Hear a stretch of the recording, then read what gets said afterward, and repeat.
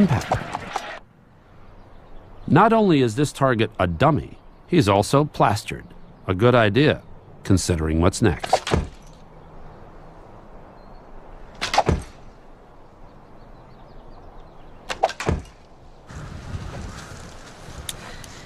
Now this is very interesting.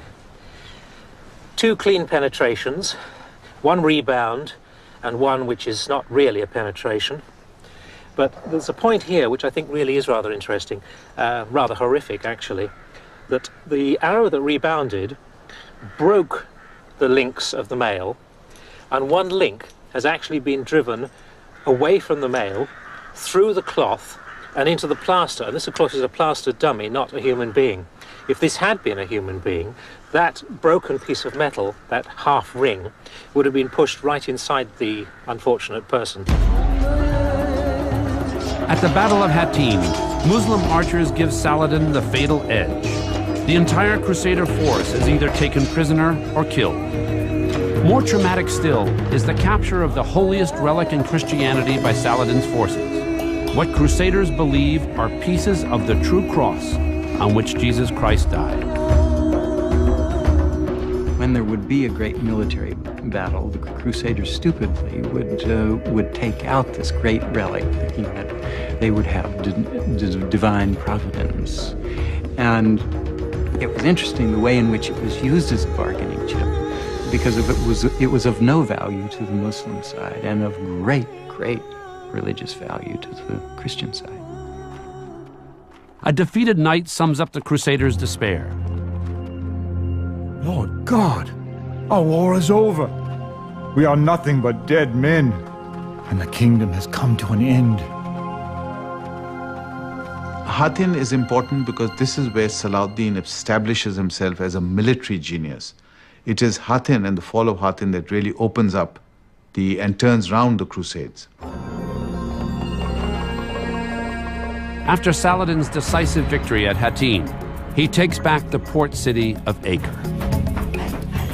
3 months later, in 1188, the Muslims win the ultimate prize, Jerusalem. When the news reaches Europe that Jerusalem and the True Cross are lost, it was reported the Pope was so shocked, he dropped dead. Saladin enters Jerusalem in triumph, but not in fury.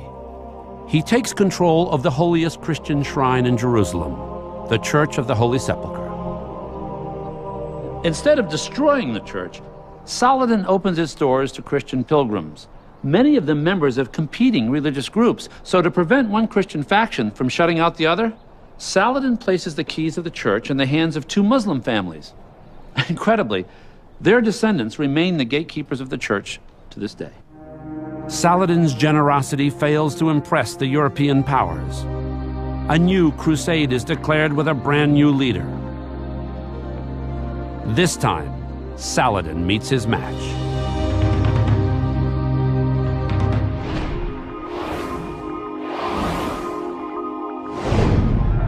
June 7th, 1191. A 34-year-old English king sets foot in the Holy Land at the port city of Acre. Richard the Lionheart was a war lover. He was the greatest warrior of his time, a great athlete. Richard the Lionheart, the brave English king turned crusader, right? Not exactly.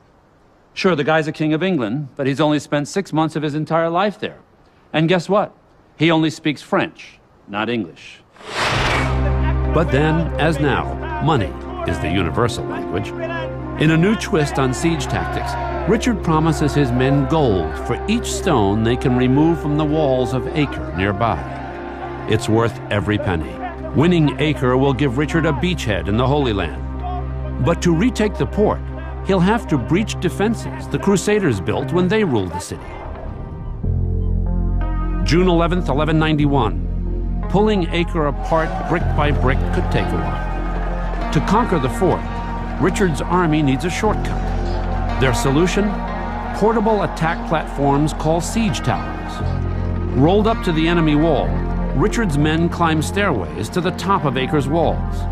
Saladin's secretary describes the psychological impact. It overtopped the city wall. The city garrison were greatly fearful of it and were tempted to ask for terms.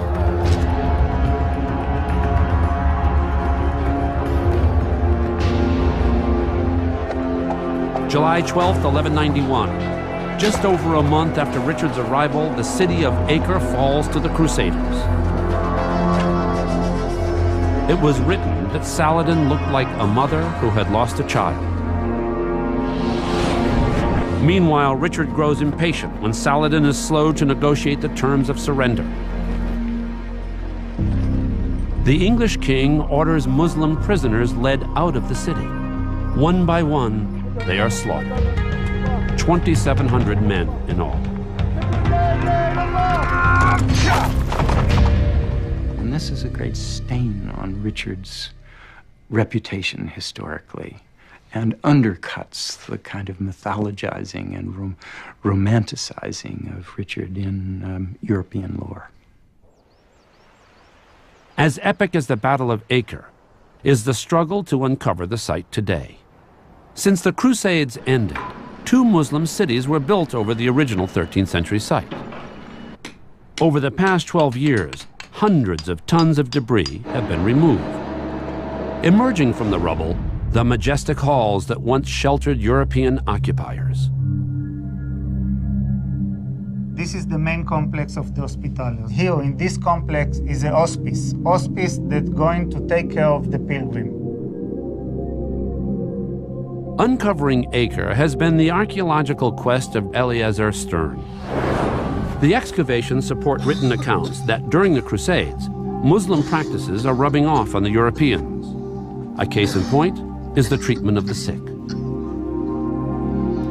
Before the Crusades, European hospitals were created exclusively to feed and house the poor, not to heal them. Often the sick were actually turned away. That's about to change. This excavated chamber is the site of a Crusader hospital and an order of knights called the Hospitallers. In essence, Hospitaller knights are warrior monks. But off the battlefield, their day gig is to care for ailing pilgrims and crusaders. In Muslim hospitals, doctors enhance the recovery of their patients with diets of fruit and fresh foods. Could the Crusaders at Acre be following their lead? Scientists will find out from a source the rest of us would rather leave behind. No matter how pious, how civilized, or how cunning we are, pit stops are a timeless and universal reality. Ancient latrines from the Crusader hospital are discovered at Acre. The toilets drain into the bowels of the fort, and with luck, they may reveal what was inside the bowels of the Crusaders. Samples of Crusader night soil are shipped to a specialist in England. At Charing Cross Hospital in London, what is crap to the Crusaders is pay dirt for Dr. Piers Mitchell. So we set up a project where we could look at what people were eating, which gives us the ability to look for evidence of medical treatments. Separated by a centrifuge and heat, the raw material has a high yuck factor, but the results are no laughing matter. Forget being wounded in battle. The Crusaders' guts are under constant siege by parasites. Hailing from the Mideast is the whitworm and the roundworm. But Mitchell also discovers this intestinal mascot. Now, the fish tapeworm eggs that we found are particularly interesting because they haven't been found in the Middle East prior to the time of the Crusades. So this shows that they must have come across with the Crusaders using those latrines. But along with signs of disease, there is evidence of therapeutic diets. Something dramatic has happened in the way people are being treated. They were encouraged to have salad leaves and a wide range of fruits, especially figs, apples, pears, pomegranates, and so on. Mitchell's analysis of feces revealed the Crusaders were not eating their usual fare, a diet rich in beans. Instead, the Crusaders consume wholesome bread and fresh fruits, the same types of foods that Muslim doctors gave their patients. The Crusades were one of the pivotal reasons as to why we started treating patients in European hospitals with medical treatment. After a century of bloodshed, Richard takes a crack at shuttle diplomacy. At a military stalemate with Saladin, he sends an offer to his enemy. Come here and listen well to my words. The country is utterly ruined, and goods and lives have been sacrificed on both sides. The time has come to stop this.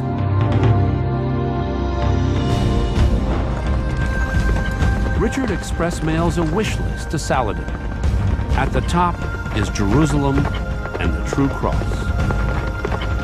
Saladin's reply is swift and sharp. The city is as holy to us as it is to you. It is therefore out of the question for us to abandon it. As for the cross, it is a great trump in our hands, and we will surrender it only in return for some important concession. According to legend, the only concession Richard has to offer is his own flesh and blood. I propose that my sister, Queen Joanna, marry Melek el Adel, Saladin's brother. Once married, the couple would become the joint rulers of the new kingdom of Jerusalem, with their royal seat in Jerusalem. Richard may be king, but his sister is nobody's pawn. The deal is off. But here's the good news. Both sides are talking instead of killing.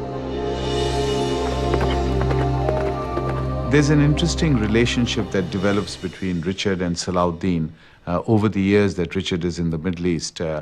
Correspondence, exchanges of gifts, exchange of fruit, even exchanges of doctors when Richard falls ill. And this shows the kind of respect that both develop for each other.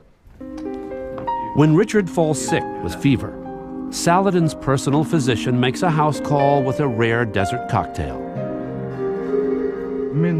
Fruit juice cooled with snow from a distant mountain.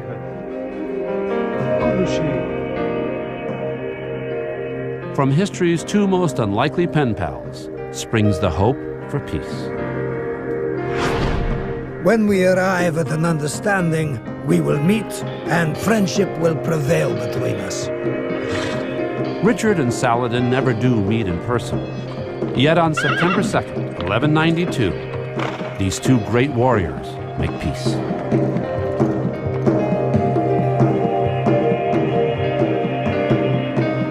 The bottom line, rather horrific actually, that the arrow that rebounded broke the links of the mail, and one link has actually been driven away from the mail, through the cloth, and into the plaster. And this, of course, is a plaster dummy, not a human being. If this had been a human being, that broken piece of metal, that half ring, would have been pushed right inside the unfortunate person. at the Battle of Hattin, Muslim archers give Saladin impact. Not only is this target a dummy, he's also plastered. A good idea, considering what's next.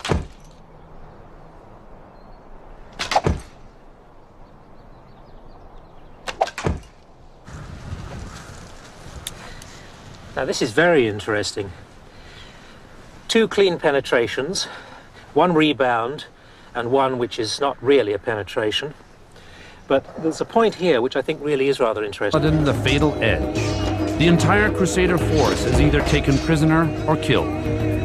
More traumatic still is the capture of the holiest relic in Christianity by Saladin's forces. What Crusaders believe are pieces of the true cross on which Jesus Christ died. When there would be a great military battle, the Crusaders stupidly would take out this great relic, thinking that they would have divine providence. And Establishes himself as a military genius. It is Hattin and the fall of Hattin that really opens up and turns round the Crusades. After Saladin's decisive victory at Hattin, he takes back the port city of Acre. 3 months later, in 1188, the Muslims win the ultimate prize, Jerusalem. When the news reaches Europe that Jerusalem and the true cross are lost, it was reported the Pope. And it was interesting the way in which it was used as a bargaining chip, because it was of no value to the Muslim side and of great religious value to the Christian side. A defeated knight sums up the Crusaders' despair. Lord God, our war is over. We are nothing but dead men, and the kingdom has come to an end. Hattin is important because this is where Salahuddin established